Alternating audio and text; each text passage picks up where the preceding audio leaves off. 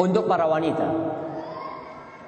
wanita, ingatlah, setelah ada prosesi akad nikah, seorang anak perempuan yang awalnya berkewajiban mendahulukan orang tuanya di atas semua manusia yang hidup nih, dia harus mendahulukan bapak ibundanya.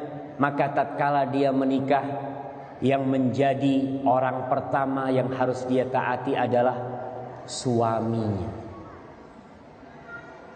Jadi ketika mertua mengatakan kepada Rivaldi, zawwajtuka wa ankahtuka makhtubatak binti, kemudian Rivaldi mengatakan qabiltu, kita mengatakan qabiltu, itu ada peralihan tugas, peralihan kewenangan, peralihan kewajiban.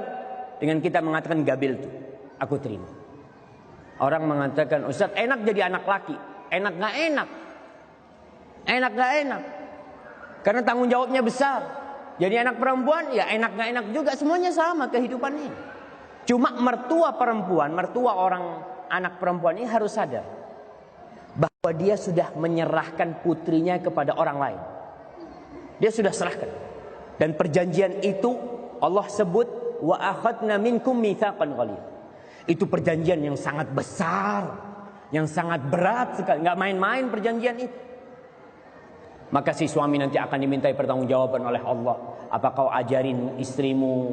Apa kau suruh dia sholat? Macam-macam. Itu tugasnya suami ketika sudah dialihkan kepada suami. Maka perempuan kalau ada dua perintah, bapaknya nyuruh dan suaminya nyuruh, mana yang harus ditaatin? Perintahnya siapa? Perintah suaminya. Ketika bapaknya marah, nak, kau sejak menikah kau nggak nurut sama aku? Loh, bapak kan sudah nyerahkan aku sama dia. Bapak yang nyerahkan, betul. Bapak mengatakan zawwajtu, aku mau serahkan kau. Maka seorang mertua harus sadar bahwasanya dia telah menyerahkan anaknya kepada dia. Maka jangan main-main menyerahkan putri kita kepada sembarang orang, jangan. Hasan al-Basri ketika ditanya, ada seorang yang mau menikahkan putrinya. Kata Hasan al-Basri mengatakan kepada dia, la tuzawwij ibnataka illa min taqi. Jangan kau kawinkan putrimu kecuali kepada orang yang bertakwa. Kenapa? Kok kita disuruh mencari menantu yang bertakwa? Kata Hasan al-Basri, in ahabbaha akramaha wa in karihaha lam yadlimha. Kata Hasan al-Basri, orang yang bertakwa itu kalau cinta sama istrinya, istrinya akan dihormati. Kalau dia nggak suka sama istrinya, istrinya tidak akan dizalimi. Walaupun dia nggak suka sama istrinya, dia ingat dengan hadis Rasul sallallahu alaihi wasallam, nggak boleh membenci, nggak boleh zalim, maka dia tidak akan menzalimi istrinya. Maka seorang wanita ketika bapaknya nyuruh, nak kau ke rumah ya, umpamanya nih, sekarang si suami mengatakan kepada istrinya, enggak, kau jangan keluar, aku butuh sama engkau. Siapa yang harus ditaatin? Ingat ibu-ibu, suami. Dan minta maaf sama bapaknya. Pak, minta maaf pak, suamiku ada perlu, jadi aku nggak bisa keluar. Selesai.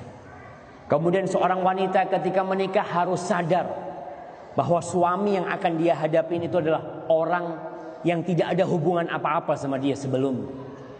Yang suami tidak akan cinta seperti cinta orang tua kepada dia. Yang suami tidak akan menyayangi dia seperti penyayangan orang tua kepada dia. Beda nih orang lain nih. Kalau orang tua cintanya sampai kiamat tetap akan cinta sama anak-anaknya insya Allah. Tapi suami tidak. Maka ingat para wanita, apabila ada masalah di rumah, yang insya Allah semua rumah tangga itu mengalami masalah. Karena masalah di rumah tangga itu seperti garam. Kalau nggak ada nggak enak. Kalau kebanyakan rusak. Tapi kalau garamnya pas, masya Allah. Ada masalah sedikit, ribut sedikit, terus berbaikan, kayak kemanten baru lagi. Yang awalnya ribut-ribut, kemudian deket-deketan, masya Allah. Permasalahan pasti ada. Ketika ada permasalahan, ibu-ibu jangan gampang-gampang laporan ke orang tua. Suaminya mungkin ngomong agak kasar, telepon sama bapaknya, Pak, suamiku kayak gini. Si bapaknya marah. Mana suamimu? Aku mau ngomong. Salah nih bapaknya juga. Ngomong bapaknya, nak itu suamimu nak, kau jaga, kau perbaiki suamimu. Insya Allah lelaki ini jamaah, walaupun dia gagah perkasa, tapi bisa tunduk sama perempuan. Kalau perempuan itu pinter ngopeni suaminya. Kita lihat singa. Singa itu binatang buas. Tapi kok bisa singa itu dipanggil gini? Datang. Singa jamaah duduk sama kita.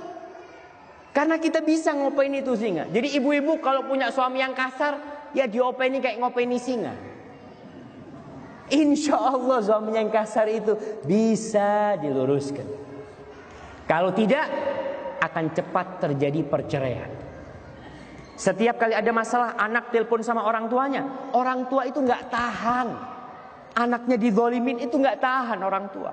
Bahkan dia akan ngomong, sudah bapak besok ke sana. Waduh, besok ke sana si suaminya, kau itu aku kasih anak bukan untuk dimarah-marahin ya. Kok aku kasih anak tuh supaya dirawat, disayangin, dicintai. Nggak tahu kalau di situ ada masalah, itu wajar di rumah tangga, itu wajar, lumrah. Aneh kalau rumah tangga nggak ada masalah. Kalau satu rumah tangga nggak ada masalah, antum cepat telepon polisi, mungkin sudah mati keduanya. Karena rumah itu sepi, nggak ada orang keluar apa, ada masalah jemaah. Seorang syekh di Jeddah dia cerita. Nih, ini pelajaran buat para wanita. Bagaimana dia harus kuat, tabah menghadapi permasalahan rumah tangga. Kebanyakan wanita itu dipersiapkan diri untuk menghadapi urusan dunia, tapi tidak dipersiapkan diri untuk menghadapi suaminya, menghadapi anak-anaknya. Anak-anaknya bandel sedikit sudah gak kuat. Suaminya ngomongnya kasar sedikit udah mau pergi. Seorang syekh cerita, di kota Jeddah sana ada seorang lelaki yang lagi ribut di rumah sama istrinya. Lagi ribut, panas nih, sampai si suami angkat tangan menampar istrinya. Ingat, orang yang pernah menampar wajah istrinya taubat sama Allah Subhanahu wa taala, karena haram hukumnya menampar istri. Rasul sallallahu alaihi wasallam ketika ditanya tentang hak wanita, apa kata Nabi alaihi salatu wasallam? Wala tadribil wajha wala tuqabbih. Kau jangan memukul wajah istrimu dan jangan menjelek-jelekkan istrimu. Nggak boleh suami, oh istriku kayak gini kayak gitu, nggak boleh. Mukul wajahnya haram hukum. Akhirnya karena ribut biasa, suami lagi ribut, ibu-ibu makanya kalau suaminya lagi marah, istri jangan jawab. Kalau jawab, habis. Suami ini lagi panas nih, kayak ombak naik, tsunami. Bagaimanapun dahsyatnya akan berlalu. Badai pun pasti berlalu. Tinggal kita ketika suami marah, diem nih. Entar lagi turun, selesai. Tapi kalau badai itu kita hantam juga, hancur kita. Kita melarikan diri aja dari amarah itu. Ini karena ribut, dipukul istrinya, ditampar wajah, nangis. Karena perempuan itu diciptakan memang kekuatan paling dahsyat wanita itu apa? Air matanya. Dia ada apa-apa, dia teteskan air mata. Nangis nih perempuan. Lagi nangis, tahu-tahu ada yang gedor pintunya, ngetuk pintu rumah. Disebutkan pakai bel atau apa. Akhirnya datang suami. Di rumah di situ kebanyakan ada kekernya jamaah ya. Di pintu itu ada apa? Ada lubang yang bisa untuk melihat. Di keker ternyata mertuanya datang. Mertuanya datang satu keluarga besar. Masya Allah. Bingung nih suaminya. Habis sudah rumah tanggaku ini. Akhirnya ya sudah, istrinya masuk ke dalam. Si suami mempersilahkan mertuanya ya salaman untuk duduk ya ruang tamu. Istri masuk ke dalam membasuh wajahnya. Dengan wajah yang merah, dengan air mata yang menetes, dia jumpain ibunda dan bapak. Ketika dia salaman sama ibu sama bapaknya, bingung. Ibu sama bapaknya, "Nak, kenapa kau nangis, nak? Ada apa kau menangis?" Apa kata anak itu? Dia mengatakan, ya Ummah, subhanallah, Allah tahu aku ini rindu sama kalian, katanya. Allah kirim Abah sama Ummi ke sini sama keluarga semuanya, kata dia. Masya Allah. Si suami melihat itu, alhamdulillah, selamat nih rumah tangganya. Kalau si istri ngomong, ini yang mukulin anak nih Pak, nih orangnya, oh habis tuh. Akhirnya si suami keluar rumah. Dia untuk beli makan malam ya, dia keluar rumahnya. Dia beli makan malam. Sebelum sampai rumahnya dia mampir ke toko emas. Dia belikan buat istrinya sabuk dari emas seharga 10.000 real. Sekarang itu kira-kira 34 juta. Dia belikan sabuk. Akhirnya dia pulang ke rumahnya, disiapkan makan malam ya. Udah mereka bersenda gurau makan malam sama mertuanya. Selesai itu pulang mereka. Nggak ada masalah. Mereka pulang. Suaminya mendatangin istrinya, minta maaf kepada istrinya. Dia katakan, wahai istriku, aku minta maaf atas apa yang kulakukan kepadamu. Ini ada hadiah buat engkau, kata dia. Enggak seberapa hadiah ini. Apa kata suaminya? Mengatakan kepada istrinya, anti tastahiqina ruhi. Wahai istriku, kau berhak mendapatkan nyawaku. Begitulah seharusnya jemaah. Ketika ada masalah, istri tetap kunci. Jangan sampai masalah itu keluar lewat jendela. Jangan sampai masalah itu keluar lewat pintu. Dia yang tahu dengan suaminya. Dan dia insya Allah yang bisa menyelesaikan masalah di rumah tangga. Baru kalau nanti setelah berusaha dengan sabar, nggak ketemu jalan keluar, mungkin minta tolong orang. Jangan ngomong sama orang tua dulu. Orang tua biasanya kalau tahu langsung marah. Karena dia cinta. Dan istri yang tidak gampang-gampang memberitahukan masalahnya kepada orang tuanya adalah anak yang berbakti kepada orang tuanya. Kenapa dia tidak laporan kepada orang tuanya? Dia mengatakan, cukup bapak ibu anak membesarkan anak. Cukup abah sama umi anak menyekolahkan anak, mengeluarkan uangnya untuk anak. Masa sekarang anak udah kawin, anak kasih masalah lagi mereka? Cukup mereka. Dan kita pun tahu di rumah tangga orang tua kita ada masalah. Dan itu wajar. Maka para mertua jangan gampang-gampang ikut campur. Dan para anak putri juga jangan gampang-gampang laporan. Yang terakhir, Rasul sallallahu alaihi wasallam ditanya tentang man khairun nisa. Siapakah wanita yang paling baik? Siapakah wanita yang paling indah? Kata Rasul sallallahu alaihi wasallam, nih ibu-ibu dengerin nih. Allati idza nazarta ilaiha sarratka. Wanita yang paling indah adalah yang ketika engkau memandang kepada dia, wanita itu membuat hatimu sejuk, membuat engkau gembira.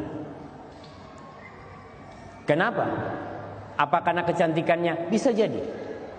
Ada perempuan-perempuan yang memang cantik, yang enak dipandang. Tapi kecantikan wanita itu biasanya nggak bertahan lama. Biasanya ini kalau kita menikah dengan wanita yang cantik, awal-awalnya aja ngelihat itu Masya Allah, ternyata kau cantik banget ya Masya Allah ya. Setelah 1 tahun biasa. Ngelihat istrinya, apalagi istrinya sudah mulai hamil. Kau kok kayak gini sekarang ya? Udah beda.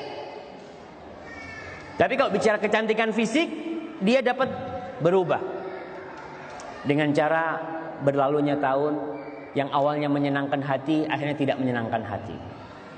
Para ulama yang kedua, pendapat kedua menyatakan bahwasanya yang disebut menyenangkan hati adalah wanita yang bisa mengambil hati suaminya.